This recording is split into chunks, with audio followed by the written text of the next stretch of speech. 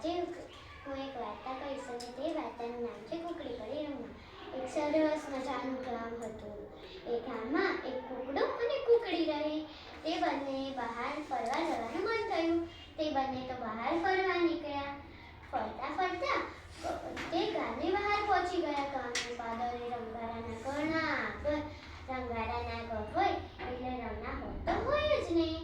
તેમ આપણે પણ બધાની મજાક ઉડાવીએ છીએ એમ કુકડાને પણ કુકડીની મજાક ઉડાડવાનું મન થયું. કુકડાએ તો કુકડીની મજાક ઉડાવી.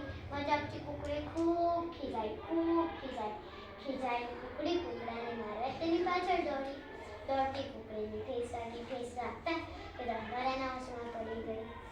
રંગારાના હોશમાં પડતા તેનું રૂપ કદરું બની ગયું. કુકડો તો એકદમ ડગાઈ ગયો. કુકડાએ તો કુકડીને બહાર કાઢી અને તે બંને ઘર તરફ ચાલ્યા. ઘર તરફ પસાર થતા જે લોકો કુકડીને જોઈ તે જોરથી હસવા લાગે.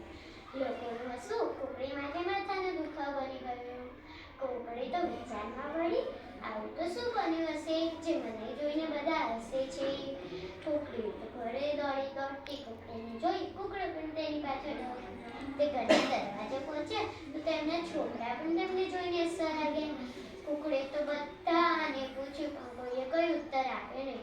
છેવટે તે અરીસા સામે જોઈને ઊભી રહી. અરીસા સામે જોતા તેની માથે આગ તૂટી પડ્યું. કુકડીને પોતાના રૂપનું ખૂબ જ અભિમાન હતું. આ રંગે તો જાણે નરકમાં ભંગ પાડ્યો. રૂપાળી કુકડી કદરૂપ બની ગયાની વાત વાળી કે આખા ગામમાં પહોંચી ગઈ. નિરાશ કુકડી ખૂણામાં ભરાઈને કુકડો પણ માંડ ડગલા ભરતો અને તે બીજા ખૂણામાં ભરીને બેઠો. કુકડાની ઘરમાં ચેન ન પડતા તે પાસે આવેલા પીપળ પર બેઠો. રોજ ખુશ દેખાતા આજે દુઃખમાં જોઈ ભેગાભાઈ બોલે, કુકડાભાઈ, ઓ કુકડાભાઈ, આજે તમે કેમ દુઃખી લાગો છો? કુકડો કહે, અરે ભાઈ, શી વાત કરું, કંઈ કહેવા જેવું નથી. પીપળો કહે, કંઈ કહો તો ખરા, થયું છે શું? અમે તમારી મદદ કરીએ. કુકડો કહે, કુકડી પડી અંગમાં, કુકડો પડે અંગમાં. પીપળો કહે, આ તો ખૂબ ખોટું થયું. તમારું દુઃખ મારું દુઃખ. ઉપર મારા પાન ફેરવી નાખું એમ કહીને પીપળાભાઈએ પોતાના પાન ફેરવી નાખ્યા. એટલામાં ત્યાં એક ભેંસ આવીને ભેંસ કહે, શું થયું છે? પીપળો કહે, અરે ભાઈ, અરે બહેન, રવા દો ને, શી વાત કરું, કંઈ કહેવા જેવું નથી. ભેંસ કંઈ કહો તો ખરા, થયું છે શું? પીપળો કહે, કુકડી પડી રંગમાં, કુકડો પડે અંગમાં, પીપળ પાન ફરી ગયા. ભેંસ કહે, તો ખૂબ ખોટું થયું. કુકડાભાઈનું દુઃખ આપણું દુઃખ. ઉપર મારા શિંગડા પાડી નાખો એમ કહીને ભેંસ પોતાના શિંગડા પાડી નાખ્યા. એટલા માટે ભેંસે તરસ લાગી હતી. નદીના કિનારે ગઈ. નદી કહે, શું થયું છે? ભેંસ કહે, અરે બહેન, શી વાત કરું, કંઈ કહેવાનું નથી. નદી કહે, કંઈ કહો તો ખરા, થયું છે શું? ભેંસ કહે, કુકડી પડી રંગમાં, કુકડો વળે અંગમાં, પીપળ પાન ફરી ગયા, સિંગ ભેંસના પડી ગયા. નદી કહે, તો ખૂબ ખોટું થયું. કુકડાભાઈનું દુઃખ આપણું દુઃખ. પણ મારું પાણી સૂકવી દઉં એમ કહીને નદી બેન પોતાનું પાણી સૂકવી ન પાણી થઈ ગઈ. એટલામાં ત્યાં કોયલ પાણી પીવા આવી અને કોયલ કહે, અરે નદી બેન, કાલે તો રૂપાળા બેન વાંઢા બેસતા હતા અને આજે પાણીનું એક ટીપું નહીં, આવું કેમ? નદી કહે, અરે બેન, શી વાત કરું, કંઈ કહેવા જેવું નથી. કોયલ કહે, કંઈ કહો તો ખરા, થયું છે શું?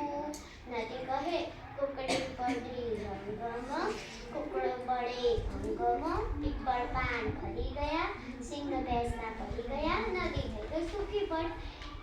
કોયલ કહે, તો ખૂબ ખોટું થયું. કુકડાભાઈ તો આપણા મિત્ર હતા, એમને ખુશ કરવા આપણે કંઈ કરવું જોઈએ. નદી કહે, પણ કરવાનું શું? કોયલ કહે, હું તેમને ખુશ કરે કે ના જ કરું છું. ને તે નાચ કરતા ગાવા લાગી. કુકડી પડી રંગમાં, કુકડો બળે અંગમાં, પીપળ પાન ફરી ગયા, સિંગ ભેંસના પડી ગયા, નદી થઈ ગઈ સૂકી પડ. કોયલ આવી નદીને તટ, બોલી ઉઠી કોયલ સાણી, ના બક્ષાને નથી ગભરાણી, સગળા દુઃખને ભૂલી જાઓ, નાચો ગાઓ મોજ મનાવો. એટલામાં તો તે રાજા આવે ને રાજા કહે, શું થયું છે? કોયલને તો બધી વાત માંડીને કહી. રાજા કહે, તો ખોટું થયું છે. કુકડાભાઈ, તમે સુખમાં ભાગીદાર થયા છો એ મને ગમ્યું. અને તે બધા એક સાથે ગાવા લાગ્યા. કુકડી પડી રંગમાં, કુકડો બળે અંગમાં, પીપળ પાન ખરી ગયા, સિંગ ભેંસના પડી ગયા, નદી થઈ ગઈ સુટી પર, કોયલ આવી ચડી હેઠળ, બોલી ઉઠી કોરસાણી, નાક સામે નથી ગભરાણી, સગના દુઃખને ભૂલી જાઓ, નાચો ગાઓ મોજ માણો, ભાગી ઉઠાય રાજાના વાજા, આવી પહોંચ્યા સગના રાજા, કોયલ પુત્ર ગાળે સાણે, રંગે ચંગે કદો જાણી નાખતા ગઈ. આવી જ રીતે આપણે કોઈ બધાને સુખ સુખમાં ભાગીદાર થવું જોઈએ અને કોઈનો મજાક ન ઉડાડવું જોઈએ. આભાર.